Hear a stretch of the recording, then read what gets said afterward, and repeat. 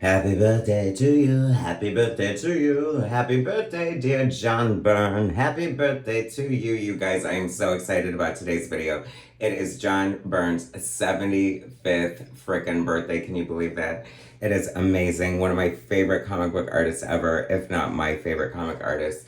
I'm finally busting out the Fantastic Four John Byrne Omnibus Volume 1 to celebrate the man's 75th birthday. He deserves so many props for, his legendary run on the X-Men, his legendary run on Fantastic Four. Alpha Flight's one of my favorite series. Next Men, Babe, She-Hulk. I mean, the list goes on and on. His revamp at Superman changed my life and just still is my favorite Superman today. Anyway, I digress. Before I keep rambling, let's get into it because this is thick and this is going to take a hot minute. So grab a drink, settle in, and help me celebrate John Byrne's 75th anniversary with his Fantastic Four Omnibus Volume 1. Subscribe to my channel if you haven't already. Hit that like button and let's get into it. This is such a great cover. I love it so much. So joyous. Inked by legendary Byrne collaborator Terry Austin. So always good as in that department. Look how thick this is. This is ridiculous. And this is volume 1. So imagine that this is just one like sliver of Byrne's career here. You know what I mean? It's like if you could not have an omnibus of all his work collected because that's not going to happen. This is gorgeous, thick. I mean bulky, right? Difficult, cumbersome for sure, but it has all this Byrne goodness in one place. Like, what a waste of space. Like, if I'm designing a book and doing the end papers, there is art going here. Comic books are about art and should be all over the place. I love this from the cover of Fantastic Four Annual 17, instantly recognizable.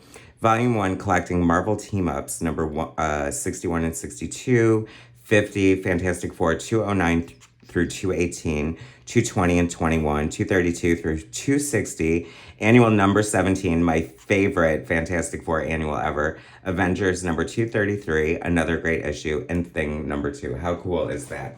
Anyway, I love John Byrne. Like I said, he's always been one of my favorites. The reason they have like these random things is because Byrne started on like, Marvel Team Up, and so they want to include like his work with Thing and Human Torch here. So cool. Who is inking this? This could take forever, so I want to try to be as expedient as I can. Dave Hunt, inker. Obviously, no Terry Austin here, Chris Claremont, author. I mean, he's probably worked with Chris Claremont more than any other author, even though he's, the author he's worked with the most is himself, of course, and she's such a brilliant writer. I love this incarnation of the frickin' Silver or Human Torch. So cool. I've been reviewing these facsimiles of the early issues of the Fantastic Four, and it's really, stoked my fire to want to get into Byrne's run. So I'm so glad we're here. Does anyone draw a better Super Scroll than John Byrne? Highly doubt it. Such a great Tigra there. I feel like he's just so tied to so many of these characters. So much fun. He was jumping around a little bit. He went to the X-Men and then went to Fantastic Four, where he started inking himself. Apparently Terry Austin was supposed to come on board and that didn't happen. I often wonder about things like that, like what could have been. Spider-Man and Ms. Marvel, I love that so much. Love the retro Ms. Marvel, by the way. Dave Hunt, inker still. Super Scroll, killing it. Byrne Spider-Man. I mean, he did so many Marvel team-ups. And what a great intro to the Marvel Universe, getting to draw all these different characters. This is so iconic. There are so many shots here that just look so iconic. It's so interesting to see like earlier Byrne and the evolution of it. So solid and amazing from the word jump, of course, but he would definitely get a glow up when he would start working with like Terry Austin or inking himself. Love a panel like that. And Silhouette, what a great cover. Perez? Oh, Perez and Sinat. I was like, this is leaning heavily into the Kirby influence. I should have known. Very, very early Perez, channeling a lot of Kirby.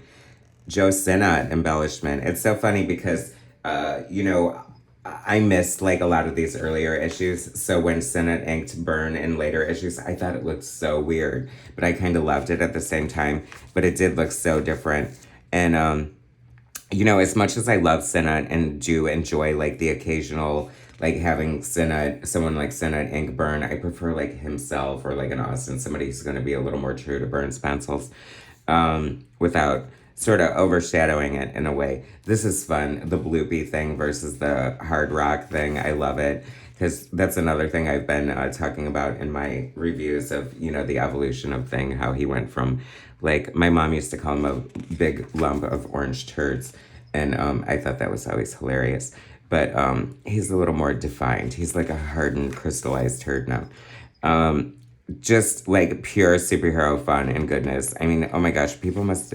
Is it any wonder why people love John Byrne so much? I mean, he is just like such a master. I feel like people are kind of like not mentioning him a lot lately, and hopefully, like his 75th birthday, like reminds people of how amazing he is. They should be using like his commissions for like variant covers at Marvel. They should be doing all kinds of stuff. Apparently, he's retired. He was doing like X-Men. Elsewhen, like the fan fiction X-Men that was available for free on his website, which I've covered in my channel, so do a search and find it if you're interested. And that was kind of the last thing, and I thought it was kind of like a fitting thing. He just decided one day he was sick of it, didn't want to draw anymore, and really hasn't since, aside from a Batman image on the seam of a window, which I thought was kind of funny. But come back to the Five and Dime, Johnny Byrne. We miss you. Like, I hope that, like, it isn't it forever. Like, but I don't know. If it is, it's okay. You know, aside from Kirby, I don't think there's anyone who's poured so many pounds of lead into the pages of comics over the vast career. You know, he's done it all. DC, Marvel, started at Charlton. I mean, living legend. And I just am always going to be a huge Byrne fan. It always just makes me so happy to see, you know, his art. He was definitely lauded as, this looks so Kirby. You know, it's so funny. I'm so glad that I'm looking at this after looking, like, reviewing some of the Kirby stuff because, you know, it's no secret that Byrne was heavily influenced by Lee and Kirby's run. This is so iconic. I love Galactus. Looks so cool. Like, you know, and Byrne is sort of celebrated as having the best run, second best run next to Kirby and Lee. And deservedly so. This is gorgeous. I mean, he really had a handle for the character. He honored the past, and he did so much with it. He would do interesting new things. John Byrne only on layouts. Marv Wolfman script and edits. So we're still at the stage before Byrne took over as writer and penciler, and he just really took off. I'm familiar with this design, and I always kind of loved how the women have like the bald, 50-year-old businessman, like rim hairdo, like so funny. But still sexy at the same time, right? So good. And I cannot believe that this is just like one omnibus. This is so crazy. And believe it or not, I accidentally bought 2 copies of volume 2 because they have different covers. And I thought there were 3 omnibus, but that was just getting too greedy. So I got an extra one if somebody wants to buy it. John, it's so weird how the art changes based on, you know, the inker and whether he's doing layouts or full pencils. And it's just so cool. I mean, don't you guys, if you're watching this, you obviously love Byrne and Fantastic Four. And this is so fun. I just love it so much. All the great, it's almost like looking at the official handbook of the Marvel Universe. Wow, that is a double-page spread. That is so cool and so trippy, kind of. I love this floor. That is amazing. Who was the colorist on Fantastic Four? I feel like I should know that. It wasn't Linus, was it? No, I don't think so. I feel like maybe a Bob Sharon. I guess we'll get there, right? If only they had something like a credits page. Of course they do, dumbass. Let's see. I'm trying to be faster than normal because usually I linger. And, you know, there is a lot to get through here. So many iconic covers, Byrne and Sinnott. Love that. One of the other things I noticed looking at the early issues is how delightfully, like, crazy they use their powers. Like, and just ways that just oftentimes don't make sense. But it was the Silver Age. It was a little wacky. It was fun. Iconic Baxter building. Love that design so much. All this Fantastic Four goodness. You know, our Fantastic Four First Steps is coming out, so it's also kind of perfect to be reviewing this then. I'm very excited about the movie. I think it looks good. I separate comic book movies from comic books because if you want it to be as good as your comic book, you're going to be disappointed every single time. So it needs to be looked at as its own entity. Look at all the, like, you know, I want to say, like, Kirby tech, but it's Byrne tech too, you know, highly influenced by Kirby, but it would definitely get come into his own. And I'm like, I see a page in my mind that I hope I remember when we get to it because it's a perfect example of what I'm trying to say. Carl Gafford, colorist. So this is, you know, I think, you know, definitely early, and you can tell, oh my gosh, Blastar, how cool is that?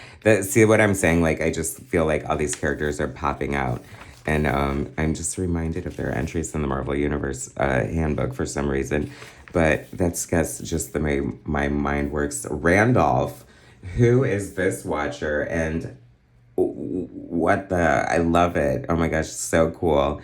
There's, you know, it's like, also reading the early Fantastic Four issues just made me realize how, like, early on, like, so many great, crazy, different worlds, universes, aliens, and concepts were just thrown in there. That's a Byrne cameo for sure. Byrne has drawn himself into the Fantastic Four a bunch of times, and this is probably, you ask him, me, I'm getting out of here. So, story by Marv Wolfman, dialogue by Bill Mantlo. Love the dramatis personae. This is such a great splash page, Where There Be Gods. I love this character. Oh my gosh, he needs to come back. I want to draw him. He's so cool. Kind of a penis head right there, but whatever. It's so funny. I'm like, as much as I'm... total... Anyway. I guess wherever I look, I think I see becomes a Tootsie Roll to me. Blastar. Great teeth. That looks so Kirby there. I love it. Franklin. Starting your shit already. Franklin was always such a fun and interesting character. Of course, 244 being one of my favorite issues ever. We'll get there. Oh my gosh, you guys. Bill Mantlo is still the writer. I love Bill Mantlo as a writer, except for the fact that this kind of annoys me even more. They worked together, and then he still did Alpha Flight dirty after taking over it from John Byrne. What the heck? Maybe it was revenge or something, you know, because I don't think he really wanted to leave Hulk. So he was like, screw you, you forced me off Hulk. I'm going to ruin Alpha Flight. And this, I like gagged when I first realized, because a lot of this, I started reading Fantastic Four with issue like 251 or 252. So a lot of this is new to me with the Omnibus, and I love it. Like, I almost died when I saw Dazzler in there, especially knowing how much, John Byrne hates her and felt like she was forced on the X-Men by Shooter. Rest in peace, Jim Shooter. Such a huge loss. Oh my gosh. Even though, you know, famously, Byrne and Shooter had a beef. Shooter was super controversial, but he's my man at Marvel, and I love him. Rest in peace. And he did a bunch of amazing good shit. And if you want to get a real glimpse into the mind of Jim Shooter, there's an amazing 7-hour interview on Comic Book Historians that's worth watching every single second. This is so good. This just is nonstop. It keeps going. Like, Byrne, I don't know, like, he got the message. You know what I mean? He's giving everything he had on this Fantastic Four, and it really shows. And we're just getting started. Like, this is so early in his run. Co-opted writer. That's funny. When a Spider-Man comes calling, Great splash page there. That is so cool. The delicious, thick, juicy black ink lines of Joe Sinnott are always so pleasing to the eye. I don't. It's hard to say if I'm sure John Byrne has probably gone on record of which member of the FF was his favorite, and it's got to be the Thing, because who doesn't love the ever loving blue-eyed Thing? But clearly he had a soft heart spot in his heart for Sue. He did a bunch of amazing things for her, always like pushing the envelope with her powers, putting her in situations where she was definitely really needed. But I feel like she's kind of been there all along, you know what I mean? Upgrading her to the Invisible Woman was a nice touch, right? I loved when he changed the costume colors when they come back from the negative zone. That was like one of my favorite things ever. This cover is so cool. I love that they just made it all red and pink and yellow. Like, it totally pops. Words and pictures. So we're finally 220. It's so funny. I feel, no, because this is still not like the start of his continuous run, is it? I feel like that's like the El Diablo cover, but once again, I don't know. Reed is just so fun too. I don't, it's not that like Byrne didn't like Reed, but I felt like he often wrote him as a little bit unlikable, but I also feel like perhaps he's supposed to be that way. Like he's the aloof, disinterested scientist. That's cool. I love that. Respect. Anytime you want to show, oh my gosh, Guardian, low-key, Alpha Flight really is my favorite. As much as I love the Fantastic Four, I don't know why I just love, like, Alpha Flight. I know, random, but I'm a weirdo, so there it is. There is so much artistic goodness happening in these pages. I cannot stand it. Like, it looks so good. Fantastic Four pinup page. Once again, the beautiful Super Scroll. That is so cool. Reminiscent of the Fortress of Solitude. Foreshadowing there, Mr. Byrne. I don't know. Happy birthday, by the way. Also, happy birthday to my father, who ironically shares the same birthday as John Byrne, oddly enough. And I think my dad actually read comics in high school, even though we never ever really talked about it. But so he probably read a bunch of Fantastic Four, I'm sure.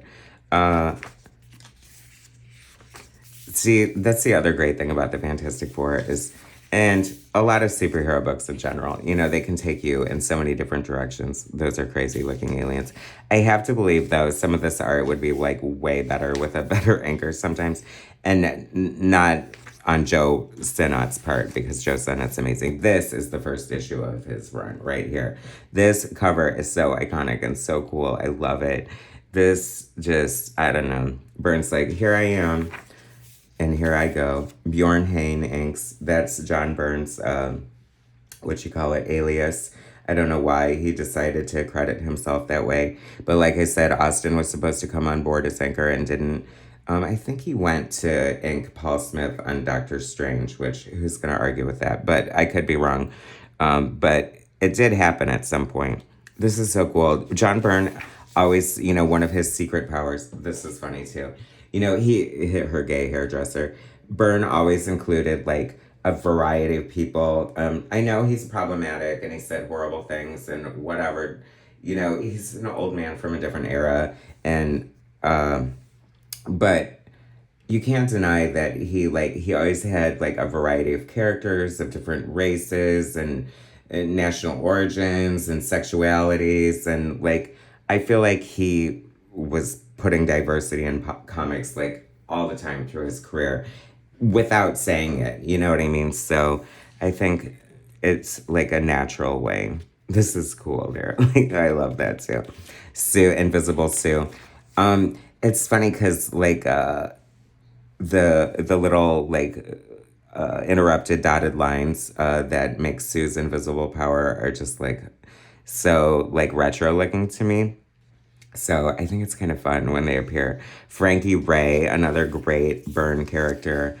I did love the way he drew Reed. And a lot of people aren't in love with Byrne's ink on his, like, I forget, like, I don't if they think they're sketchy or messy, but I think they're closer to his original pencils than Austin anyway. And I'm kind of torn because I love me some Austin. Austin can do no wrong. And especially looking at the X-Men Artist Edition by Byrne and Austin, I was like, whoa, Austin brought so much to the table. But I love both, and I think equally, kind of. This is a fun version of the Fantastic Four, or I mean, the Human Torch. I love that. This is kind of fun, the Zipatone. I like how, this is pre-computer effects, so everything here, any effect is done on the page, and I feel like Byrne kind of pushed the envelope as much as he could, like trying to implement like little computer graphics and doing his homages to the Kirby collage at some point. Love this. I feel like we're getting more into like Byrne's definitive look of the Fantastic Four like already. And it is so good. Oh my gosh, that's so much fun. The Fantastic Four are just fun. You know what I mean? They just are visually cool. They're also different. They're just like kind of the perfect storm for a great, it's no wonder it's the greatest comic book magazine of all time, right? Love the Marvel Universe cameos. You just never know who's going to pop in. Especially the Fantastic Four. I feel like everyone has a great relationship with the Fantastic Four. Like the X-Men, Spider-Man, they all have the FF in their Rolodex for sure. I just made reference to this.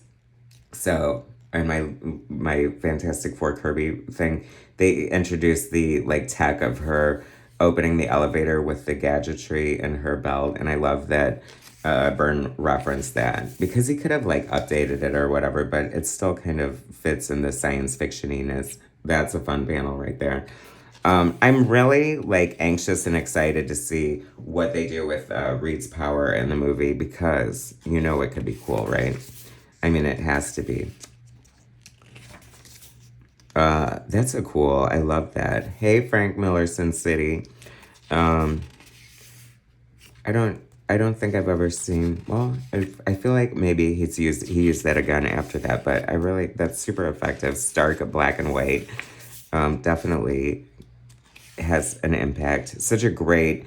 Another thing that I mark my favorite artists by is like how they draw a cityscape, and Byrne and is definitely in the top of cityscapes. It always looks so deliciously New York, as it should. I love when Byrne draws like a crazy character like that. It's almost like a Dick Tracy character. How fun. A lot of this, I'm sure that like more purists and people who are like more like, what do you call it? Obsessed with the FF than I am are like laughing at my lack of knowledge of some of these characters, but I don't care. Here we get my effect again.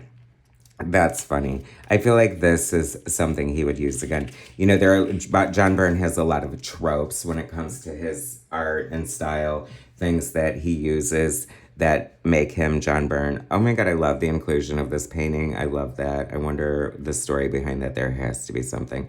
Jean Simek lettering. So Artie Simek's wife probably, or maybe his sister, I don't know, because, you think of, what do you call it? Who are the brother and sister artists? Anyway, John Byrne words and pictures, Jean Simek color lettering, and Bob Sharon colors. Yeah, Bob Sharon was like the big FF colorist, right? I always love one of the things I really love about Austin's inks is I feel like he brings a lot of textures, and Byrne kind of does the same thing but different textures. He seems to not use as like much Zipatone as Andrea's. That's a nod to Byrne's wife at the time, Mueller. Don't know that reference. Faulkner. I'm sure it's, it's another comic trope, and Byrne, one often utilized by Byrne, would be to include names of, friends or people he revered in the background, whether it be, Vindicator's gravesite, or I love that I called him Vindicator, even though John Byrne would want me to call him Guardian, as he should be called. This is just so fun. The other fun evolution to note as you're watching, looking through the pages here, is the evolution of Sue's hair styles. Like, that's always fun, right? And I am Ego. Well, how cool is that? I mean, is it almost John Byrne? That would be so funny if he like subconsciously drew himself as ego. You know, knowing his reputation here for having a slightly large ego. That is such a great splash page too. So many great things. Like it's no wonder, like you know, I'm sure that people, I wonder how people, like, if people immediately took to this, if they just loved it, if there were some people who were just kind of like not into it. I can't imagine how that would be possible. It is so good. It is the Fantastic Four for me. But I have to say, Kirby and Lee are coming in close second now that I've been reviewing the facsimiles, let me tell you. It's all so cosmic. I have to say, let's see, I feel like this is the cover of the Omnibus, of course, an all-new FF blockbuster by Stan the Man Lee and Jack King Kirby. Does it say triple size? Triple size for $1. Imagine that. Jim Novak letters, Glynis Wein colors. So interesting.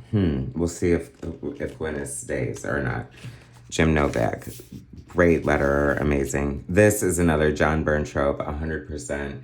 Although oh my gosh, this is almost exactly the same panel as Teen Titans Baxter Edition, issue 1, where Nightwing sits up in bed when he's in bed with Starfire. Tell me I'm wrong. Tell me I'm wrong, y'all. Is that a no prize? That feels like a no prize, isn't it? I love the flashback. Once again, Sue's hair is a reference. Although this is gross, right? But didn't Reed meet Sue when she was like 9 years old or something? I think they retroed that. I don't know, but like weird. The age difference was a little creepy at some point. Speaking of creepy, is there anything creepier than the way the Puppet Master looks? He looks like the ultimate perv, and he's like a puppeteer. So, like, yeah. Alicia Masters, another great character.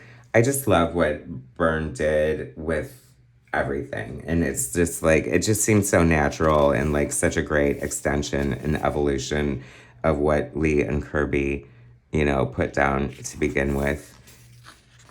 And there's a volume 2 omnibus, you guys, that I got to get through after this. I was thinking I would do them both at once, but that would be so crazy. This is a dope double page spread. I love it. It's once again, Byrne is just one of those characters, cartoonists who just draws everyone good. Like, you're always excited by Byrne, like, this version of whatever. See, this is, like, definitely influenced by Kirby, I feel, but, like, super dense and, like, just, like, screams Byrne tech to me right there. The relationship between Reed and Ben has always been a complicated one, as are many of the relationships in the Fantastic Four. I love this. This is kind of like looking very like much like a riff on the Hulk. And it kind of explains, this is another good thing that Byrne did. Like if he had issues with continuity or something, he would try to like explain it. So this explains how Reed evolved thing from like the lumpy big pile of orange turds into the more rocky version. And Alicia, I mean, you know, I love I love the whole like giving him a blind girlfriend. Like a blind woman is the only one who can love him. But I mean, and then she dumps him for the Human Torch, which is so crazy, right? And he's so handsome. Like that had to burn, no pun intended, all around. It's just so good. The Challenge of Dr. Doom. Stanley script, Jack Kirby breakdowns. Letters, guest anchors. I'm sure Byrne is one of them. See if we can find it. Not standing out to me yet, but I feel like Byrne, like this could be Byrne.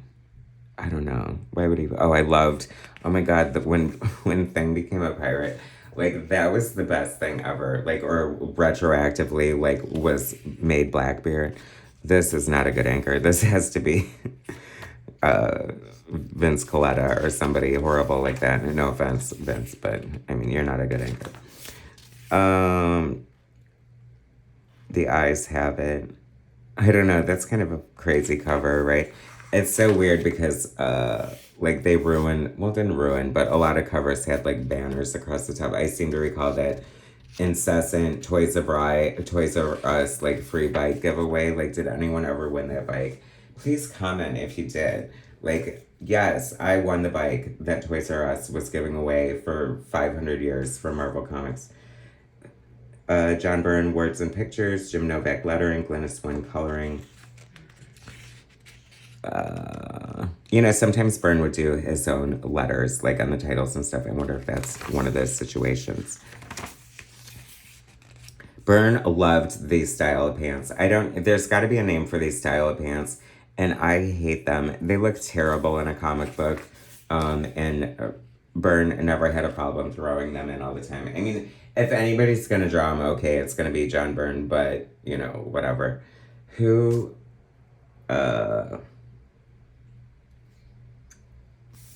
Julie Angel, Frankie Ray's roommate, another favorite. I always wondered what her hair would really look like, because it's kind of like an afro, but like a white woman afro. Like, I can't get my mind around it.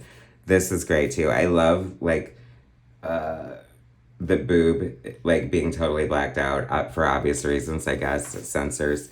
But even though it's not totally showing. Great. Central Park, so much fun. This is like a cool, fun character. I would love to see some of these characters come back. I wonder if anyone, I feel like Byrne, was so good about, mining the Kirby lore for, old characters and putting different spins or, explanations on them. It'd be fun if somebody did that with, a lot of Byrne stuff. If I ever do a run on the Fantastic Four. Another Byrne cameo. There it is. Oh no, it's not from Toys R Us, but the Toys R Us was the shopping spree, right? So this is the 10 Speed Formula Racer. Now, Jim Shooter did explain that he was always, doing stuff.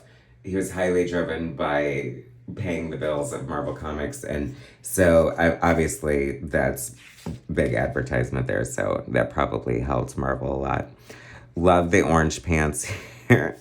So much fun. Bob Sharon back as editor or colorist, getting some Zipatone on Frankie's costume as we gear up for her to become Nova, Galactus's new herald. How cool is that? And how dumb is that though? I'm gonna go with it, but unless we're gonna be surprised, it was a huge mistake to make the Silver Surfer Julia Garner.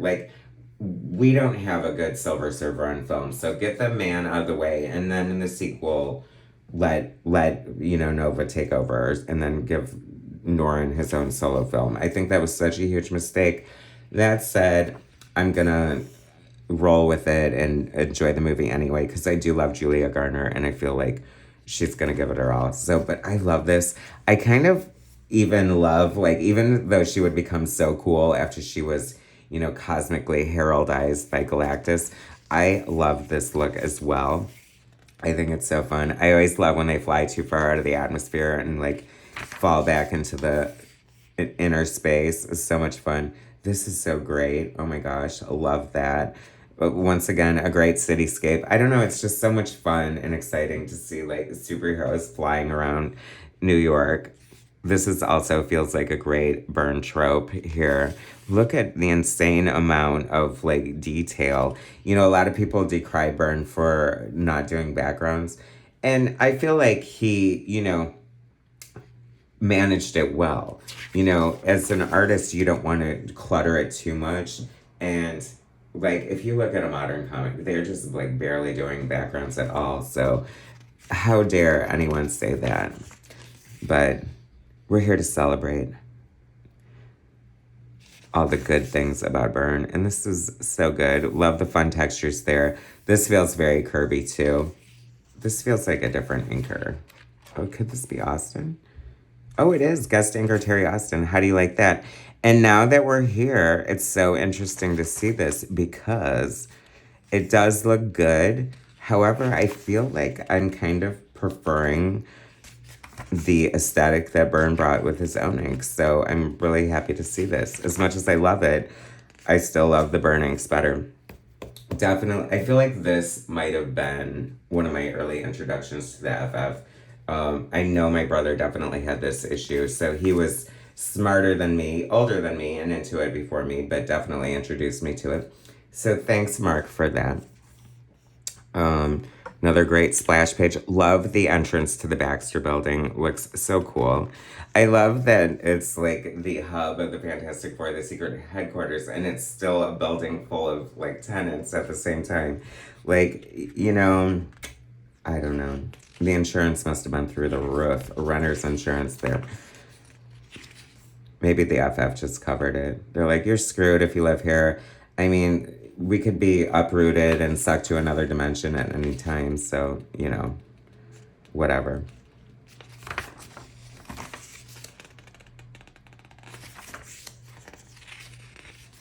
The Inhumans, oh my gosh, like, once again, like, always exciting to just see John Byrne's versions of other characters. Does anyone draw better Inhumans? Probably not. Maybe Kirby. Okay, so when I say that does anybody draw something better than Byrne? Let's just assume that Kirby is the only, like, possible answer to, like, beat Byrne. This is so cool. Oh my gosh, I love that so much. I mean, it's funny because, you know, Byrne really just is the consummate classic superhero comic book artist, largely influenced by Neil Adams, in case you didn't know. Yet, at the same time, he has such artistic flourish, in my opinion. Like, there's so many times when he gets a little arty, and I think that this is a perfect example. This is a great splash page that is intense and amazing and, like, gives you, like, totally the feel of what's happening.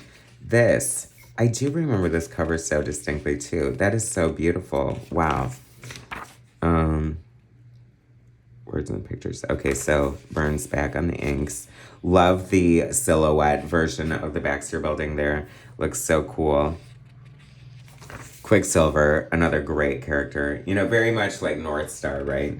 But I feel like there are a few characters who are kind of the same, and that's okay, because they're so good. You need multiple versions of them. Karnak and Gorgon, Black Bolt, Crystal, Medusa. I always love Medusa so much. You know, that big, gorgeous red hair. The moon. I mean, that is so amazing. It looks straight out of like a movie from the 70s or 80s, but I love it.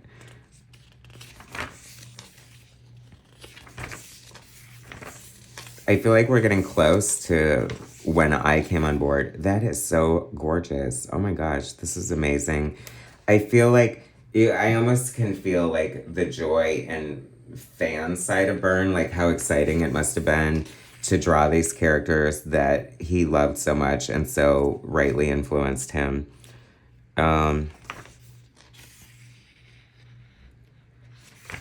Black Panther, oh my gosh, so cool. That looks so amazing. I love it so much. Byrne is so iconic. So many iconic images of these characters that live rent-free in my head for decades. Another Byrne trope there, a woman hanging upside down. That is cool. Oh my gosh, like, this is totally before my jumping on point, and I'm just loving it so much. Oh my gosh, that is so cool. I always love how, like, Byrne was never afraid to get a little silly or wacky. Like this headless gold statue standing there, or like an Alpha Flight when somebody fought scrambled eggs. Like, oh, that's cool. And a little naughty. Very sexy shot of Sue there. I also liked that he made Sue, like, super attractive, kind of sexy in a lot of ways, but still, like, a strong, independent woman, a devoted mother and wife, and just, like, a great, shining example of how to write a female superhero, right? If you're a man. I think, anyway. I mean, look at all the good he did for She-Hulk. Yes, he had her skip rope naked. So what? She enjoyed it. Glennis Sween. Terex. Is that Terex? Yeah, of course it is. Oh my gosh, it's so cool. Love it so much. I love the family moments, the Fantastic Four.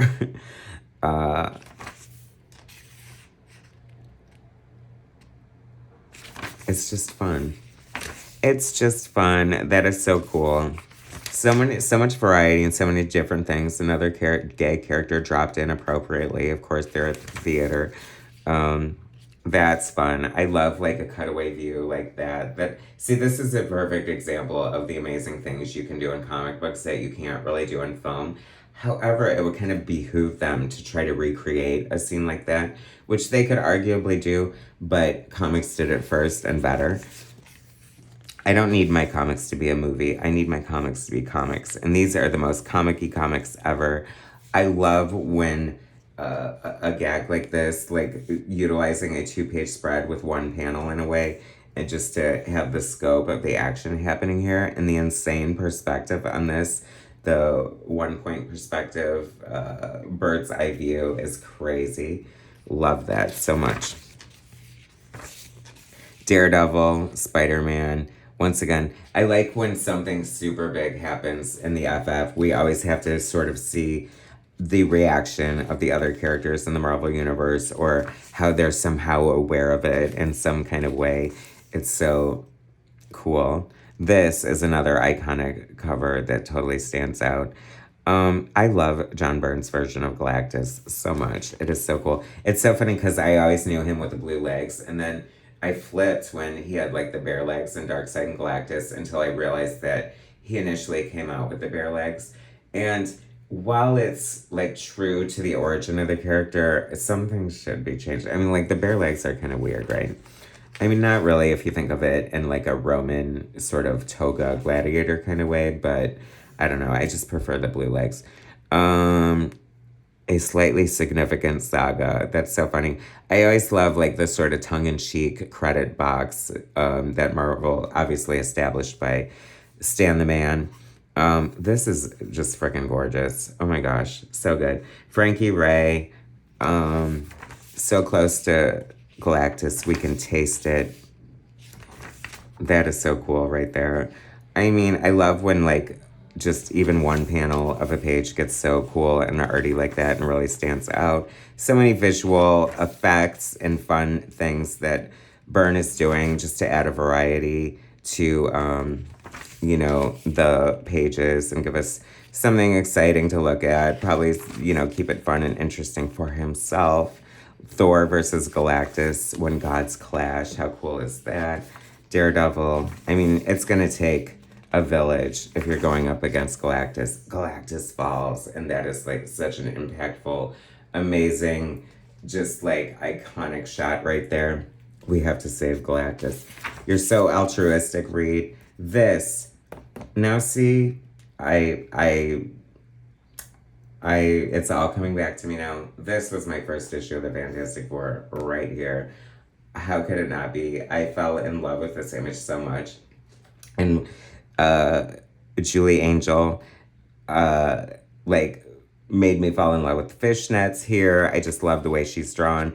This to me is such like a classic Byrne woman face. This is like the pinnacle of his art right here. And this is like pretty much my introduction. I experienced Byrne's FF before the X-Men, so imagine how geeked, gooped, and gobsmacked I was when I retroactively discovered Byrne's X-Men. Stan Lee presents John Byrne, author. This is beautiful. This is such a great, classic, iconic shot right there. That is amazing. Frankie Ray, wow, like so good, right? Such a great design. I love it so much. I mean, it's not very far from the Silver Surfer, but I love the addition of the flames. And of course, the Byrne body is just gorgeous. I love his aesthetic. This is iconic and classic as well. So beautiful. It's reminding me a little bit of the art from the last Galactus story, which, is that ever gonna, like, be collected? Like, Scott Dunbier from IDW, now at Act 4, had threatened to, like, collect it. He should do an artist edition or something. And Byrne, maybe that would bring Byrne out of retirement, just to finish that finally. That could be his swan song. I would be fine with that. That would be so meaningful and amazing. Chris Rael, if you're watching, put that back in the universe. We need that Byrne love thing doing a Rubik's Cube. So sign of the times. Love the Muppets. John Byrne has like an affection and connection to the Muppets somehow. This was so great. You know shit is getting real if Franklin has the ability to instantly solve a Rubik's Cube and blow up his robot babysitter at the same time. Yes. Okay, so I lost my mind. This is amazing. This changed my life. This cemented me as like the Fantastic Four fan forever. My mom is blonde and, you know, I'm blonde, and her relationship with Franklin always kind of reminded me of us. So that also endeared me in a lot of ways. And I love this too. Like, this is supposed to be like a Barbara Walters character, and she goes on to be interviewed. And I feel like the interviewer tries to like set her up, and she's like, no, not happening, and like sort of owns her, if I recall correctly. Once again, the belt buckle, I keep not having a good word for it. She's like, oh, it's not working. Well, I'm going to take my own elevator, which is so cool. I don't know. It's just like, she's so in command of her powers, like that she doesn't think anything of that. And this was like horrifying in so many ways, to come home and find your beloved family and teammates defeated so horribly, and then to discover that Blonde Jesus did it. And then it's not Blonde Jesus at all, but it's really Franklin. When she realizes it's Franklin, it's like so heart-wrenching and heartbreaking, and just so cool. Like, I was just like, wow. I was like so blown away by this as a young comic book reader. Let me tell you that. Are we back? Holy cats, he's made me all rocky again. You know, I love a tragic character like that. Glynis Wein, colorist. Jim Novak, letters. Byrne Goodness, the creepy puppet master. Dr. Doom. We're getting a lot of bang for our buck here. Dun, dun, dun, dun. We're only 647 pages in, y'all. So has anyone taken a bathroom break yet? This is so iconic too. It's so funny, there must have been a break in my collecting. Like, I feel like I had those two issues and then not this one, but my brother did. And this, does it get more iconic than this? I mean, I feel like this is a t-shirt on, what is that? I forget what the name of the cheap t-shirt place is, but like, that's iconic. This is so cool. What a great double page spread. That is amazing. Verboten. Does anyone draw a better Latveria than John Byrne? I know, Jack Kirby. Look at his robots or whatever. Doom is such a pompous ass. I love, and like, Byrne always leaned hard into it, and he always just had like such a great handle on these characters. I feel like they acted so like appropriate. See, now I definitely had this issue for sure. That is a beautiful cover, and I was totally in love with the Inhumans, so this felt so joyous and festive to me. I love that. This is so another freaking iconic shot of the Inhumans. This is like the Inhumans in my brain, for sure. The birth of Luna. So many epic events in the history of the FF happening within these pages. I always loved the aesthetic of this alien. He always looked so cool and interesting to me. I wonder if he existed before. See, they need to facsimile those Inhumans issues of the FF so I can get the T. Great, love that big eyeball effect there. Attilan, such a cool looking character. Attilan, was that his name? No, it can't be. But here, Triton, duh. From Attilan, or Attilan is like the dark side. I don't know. It's too much. I'm an artist. I'm not a writer. Don't quiz me on this shit. I'm here for the art. John Byrne, chronicler. Oh, it's so funny. what's his name? I forget his name here, but Gladiator, is so cool. And Burns said it was his opportunity to draw Superman in the pages of the FF. So I love that as well. What a fun mime. It said, oh, it's Julie Angel. Being a mime in the park one day. I mean, she is an actress or whatever. So you take whatever gig you can get. Trust. This very much is what I just saw in a facsimile issue. I thought it was so crazy and cool that Kirby did it. So I love that Byrne is sort of homaging it their thing, getting out of the cab here. Like I said, look at that. Like, does anyone draw a much better New York than John Byrne? And it's funny because, you know, his Metropolis and Superman very much kind of echoed New York as well. This is so great. I mean, Gladiator picking up the building. I distinctly remember that. Once again, your suspension of disbelief has to be intact because that isn't, you know, physically possible. It was always so sad when, like, that's the only, weird part about, like, having kids in book. Like, you can't, like, John Byrne definitely pushed the envelope. It's like, remember when, they went to the Nugget Zone and Analysts fucked up Alicia and Franklin. That was like horrifying, right? In this, oh my gosh, the X Factor. He's working in the Scrolls, spoiler, as a chance to draw the X-Men, and we are living for it. I love that the splash page of the 250th issue of the Fantastic Four is Spider-Man, kind of appropriate since he got his start on Marvel Team Up. This gagged me too. I love him kind of like, what is this? What is this? And then when he finds a hand and realizes that, oh my God, the FF are screwed. Like, it is so cool. An homage to Amazing Fantasy 15 here for all your Spider-Man goodness. So much fun. I love that he just kind of worked that in there as one of the panels.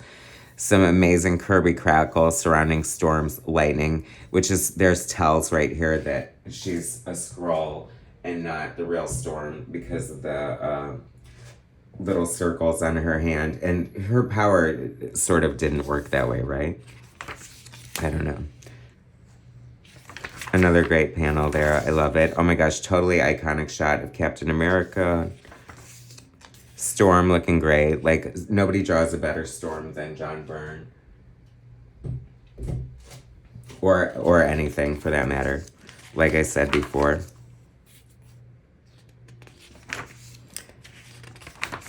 This, I feel like things really started picking up after this as well.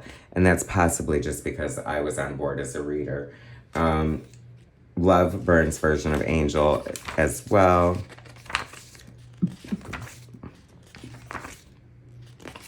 So much fun. This is a book I probably must have read a million times because all these panels are so, like, ingrained in my memory. And this, oh my gosh, I'm so excited. This is a great page, of course. Christy Shield color is interesting. Glenna Sween back. She used to take vacations. Like, she's gonna miss the 250th issue though. Like, how dare she? This is the panel I was referring to, the splash page, where I feel like there's so much reverence to, like, Kirby Tech in here, but it is, Byrne is here. You know what I mean? This is all Byrne. I love a great splash page like this where they sort of cut the panel with two other panels. Like, that looks so cool. Analysts, the Negative Zone was like one of my favorite storylines. So good. Thing just casually picking up and tossing around cars like they're nothing. Let's see. Sharon Selleck, the great character from the Fantastic Four Annual 17, which is coming up. This always cracked me up too. Like, oh my God, would that not scare the F out of you? You're playing video games and here comes your invisible mom. I like that she made her hair visible first, or like, I don't know. Anyway, but I don't know, there's just something kind of funny about that. You know how, like, when you scare your dog or something and then you instantly regret it because you feel guilty? That's giving that. I always loved the way he drew Alicia. Her hair was always so pretty, and she just looked so retro. And of course, post Analyst, she got a new, like, Mia Farrow pixie cut. This looks so curvy as well. What a great, a double page spread. I love any kind of gadgetry or equipment, vehicle, or, you know, sort of science tech that they have to use that directly incorporates the fact that there are 4 of them in the group, and there needs to be like 4, you know, chambers or seats or whatever. And this is so cool too. It's like, it's almost like some like really horrifying ride at a state fair. And this, so good. Like, John Byrne is just amazing. I love how, you know, we're getting into the negative zone, so he's starting to use like weird panels. And here we go. This is so terrifying too. And this page speaks to like how, like, what a great storyteller Byrne is. Like, you just, like, your heart almost slows to a stop. And then, boom, that was so horrifying. Oh my gosh, it was so awful. Oh crap, I forgot we were gonna have to do this. Usually I say this is the part in an Image comic book where I have to turn the book sideways. This is gonna be awkward, but this is like the sideways issue of the Fantastic Four. You know what, I'm not even gonna do it. I'm not gonna. It's just too, no. Like, you're not gonna see anything anyway, so tilt your camera to the side or do what you gotta do, but I ain't doing it. This would inspire Rob Liefeld to do his sideways issue of X Factor. I feel like there might have been a little resistance at first from Shooter on this, but somehow he made it happen. His explanation for wanting to do it was that it's a different reality, and the art is off the chain. I love this. It presents a different situation for Byrne to like exercise different skills. It almost gives it a comic strip, like Sunday Funnies kind of advantage in a way. It is just so cool. Often imitated, never duplicated, but always a fun experiment nonetheless. And I thought it was cool. I love this page. This is so good. This speaks to like how he utilized this different format to his full advantage and just had so much fun with it. The Quest 253, another great iconic cover.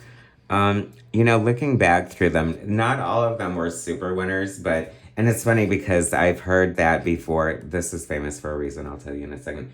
But like Byrne, I always hated like when Byrne had somebody else do the cover, but I don't know, he's not, like, covers aren't his favorite thing apparently.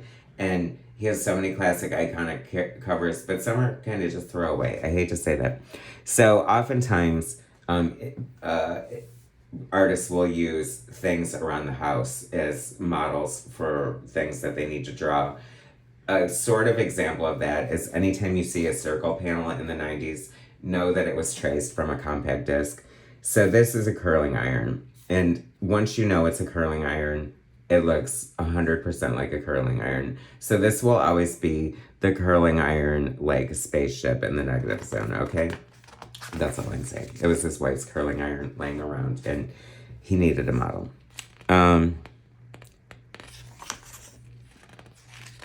What can I tell you?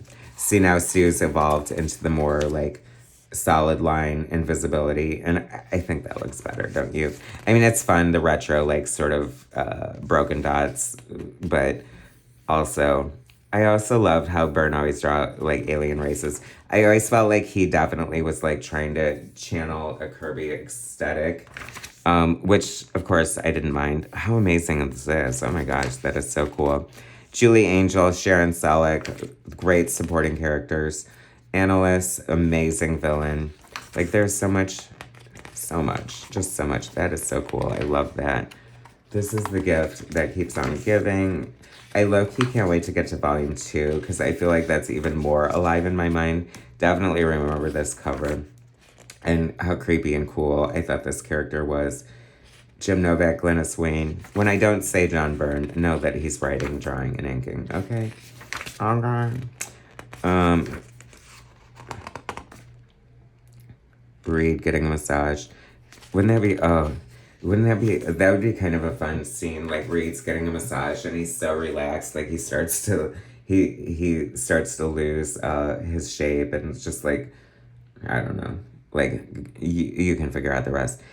This, see, is there a more beautiful She-Hulk? John Byrne's She-Hulk is definitely, hands down, the best She-Hulk ever, and I think that there are very few people who would disagree with me. He really made the character his own. Roger Stern wanted her for the Avengers, and really, Byrne loved what he did with her there, so he's like, I'm stealing her for the FF.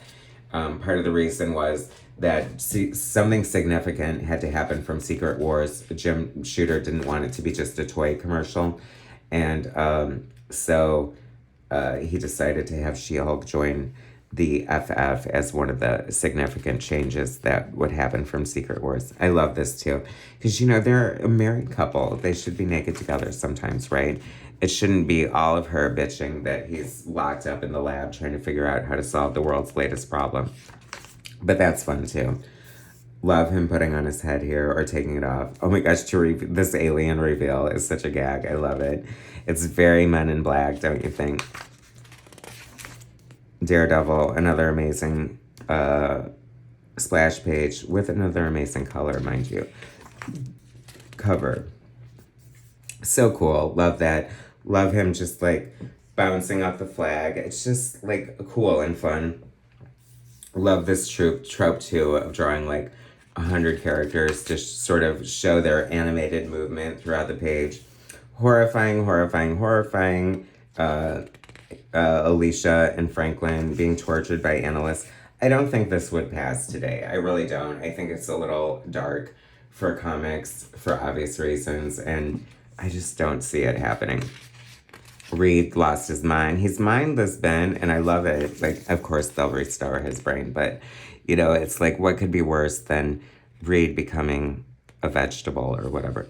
That is cool, climbing this, like, bone ladder. So much fun. I just love the variety. I mean, wow, does it get better than that? This amazing double page spread. I love how the tip is sort of breaking through the panel to make it look even bigger and more epic. This omnibus is worth every penny. There's nothing but gold between the covers of this book. Avengers 233. Distinctly remember this issue. Okay, so this actually will be the first time I saw Sinnott inking Byrne, and I actually really loved it because I love Captain Marvel so much. This is like my Captain Marvel, Monica Rambeau. I love her, especially John Byrne's version here. This issue was so cool. I loved it so much, and it's directly ties into the FF. And it's amazing that, Byrne's writing, penciling, and inking the FF, and he still has time to do a fill-in, or not a fill-in, but the pencils on this Avengers tie-in, rather. Love this here, this dome covering, and She-Hulk trying to, like, get past it. Star Fox seems like such a weird character now, but I always really loved him back in the day when he was part of the Avengers. This was cool, too, how Mjolnir penetrated this dome, but then just like falls flat, and now Thor can't get it, and it won't come back to him. So fun. This also, like, you're screwed. Okay, Vision's phasing through the dome as well, and then he gets in and like collapses. So this dome is dangerous. I'm thinking that Byrne's pencils obviously he was doing like, must have been fairly loose for there to be this many like large blacks here that Sinnott's probably just filling in. This is so cool. I love the way he did this with Captain Marvel's power and just the way it looks visually across the page. And the sound effects too. Very much, keeping in line with the origin of the tack, tack, tack. Keep it real. I love that Donald Blake, like, waltzing into the crowd, casually picking up the Mjolnir, and boom, I'm here. That is so cool. I love it. This is why the Marvel Universe rocks, or used to rock anyway. This was heartbreaking, and too, just Another great cover, the Annihilation Gambit. I love this. That helmet on Reed, holding his brain in, apparently. Another gorgeous double page spread. Oh my god, is Doc Ock here? Just kidding.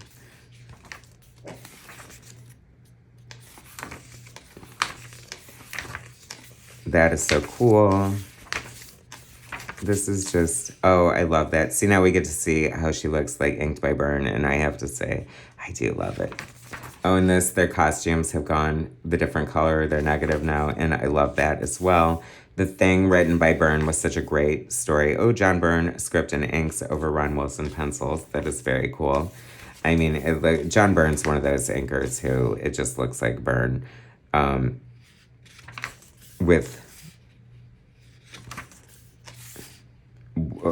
But slightly off. I love this issue. It was so good. The end of the Fantastic Four. Fragments. Here comes Galactus again. I am dying. This is such a great cover as well. You know, I mean, I'm sure there's a reason to keep him alive, but would it be the worst thing to lose Galactus, the world devourer, Frankie Ray? I love that this pretty scroll. Like, I always loved her. I always thought she was so pretty, and I love that she was pretty in spite of the fact that she had nuts on her chin, you know? I love that pattern there. That's Doctor Strange's, the lining on Doctor Strange's cape pattern, for sure. Which is a fairly, like, not trope, but sometimes used pattern, so not 100% unique to Doctor Strange, but I love seeing it, and I credit it to him nonetheless. Love them just being in a diner, and she's like, you got the costume wrong, and he's like, or you got the colors wrong, and he's like, by the way, I mean, you just light your finger on fire to prove tell me you're the Human Torch without telling me you're the Human Torch. This was so good, too. I love the joyousness of that. Sue finding out she's pregnant, the heartbreak of, you know, because they were doing the wild thing in the negative zone. Which, you know, getting pregnant in the negative zone and bringing the baby into another dimension, the ramifications of that. And then they're like, you know, we need to move to the suburbs. I loved this subplot, too. Love Sue and her wig. Hopefully, no, like, this would not fly today. No pun intended again. But, like, you know, like, somebody would have filmed her. This is so cool. I love Byrne's Scarlet Witch. Fantastic Four Annual 17, a throwback to Lee and Kirby's original scroll tale, where the cows, spoilers, the squirrels were turned into cows and thrown in some rural area, and now there's a whole town of squirrels because they drank the milk from the squirrels. And this is like a Stephen King movie to me. This blew my mind. I loved it so much. I loved everything about it. I love this car. I loved Sharon Selleck here. Like, her whole story is so good. I'm glad she didn't drink milk. I think she's lactose intolerant. Oh yeah, believe me, with a major league allergy to dairy products. See, that's what saved her. So, and like, kind of like fun that he threw it in. I love this character here. Very Jethro Bodine. I'm sure that was intentional. But, or no, Lil Abner, right? Which, all the same, cut from the same cloth. I love this, so cool. Like, the creepy little boy just turning into the dog to follow her. You know, this has the feel of, like, Children of the Corn, or just, like, you know, like, some creepy, you know, outsider vibes. And I just love it so much. She has to stay in this creepy hotel. And it's just so good. Like, it's really, like, the best thing ever.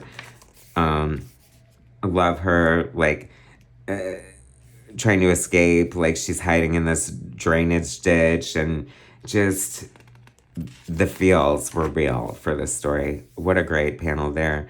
Just this whole, like, phone booth scene with the plants growing behind her. Her talking to the FF secretary. I love that her robotry is in full view.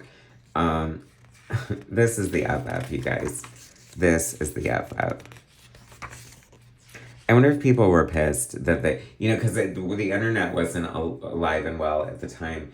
And you know, I feel like comic book fans probably haven't changed much. So I'm wondering how they felt about the costume color change. Like, if people were like, how dare you? I mean, definitely I was probably reading the letters pages at the time, but I don't really remember because who cares what other people think? I loved it. It's clobbering time. So many Fantastic Four goodness tropes for your pleasure. I see this is an example of Byrne doing something unique and interesting. I love him ripping the cover to sort of reveal the splash page underneath. That looks very Kirby. This looks iconic, very dynamic. Another gorgeous 2-page spread. Kristoff, another tragic character. Byrne had a lot of tragic characters in his run. And it doesn't get much better than Dr. Doom writing Silver Surfer's board, right? This is cool. See, this looks pretty arty for Byrne in a way. There's always sometimes there's like a slight departure from his usual style that's a little more artistic, whether it be in design or layout or just execution. I said this was an interesting trope of Byrne, and this always did smack a little bit of laziness. Like, what is that? A panel within a panel? Like, are you trying to affect a background? I don't know what's happening there. This feels like another trope of Byrne. Like, I can see this in the Sasquatch story or with the Super Scroll. Another great cover. Who is the inker here? This looks like a different inker, but I guess it's not. You know, I mean, Byrne would actually have like evolutions in his inking style as well. It was kind of a gag when Jerry Ordway came on the book. I did enjoy that very much. It was heavy-handed, and as Ordway's aesthetic is, they gelled together very well. This is fun. That looks like a Piggly Wiggly or something. Ooh, a roach. Gross. Sharon throwing herself at Johnny and him being like, yeah, no. And just like escaping through the skylight. Saved by the Bell. I also love that you never know if you're fighting Doom or a bot. Chances are it's a bot. I have to say, like, this seems like a crazy issue of the FF. I'm not sure about that. Namor. I love when Byrne would bring Namor in. I feel like Alpha Flight number 4 has to be in the second FF Omnibus, but we'll see. Silver Surfer, who doesn't want that? This is the perfect appetizer for Fantastic Four First Steps, if you're watching this. I defeated Namor. Susan Richards, I have need of you. Ooh, this looks so weird and out of place. Superhero Magazine.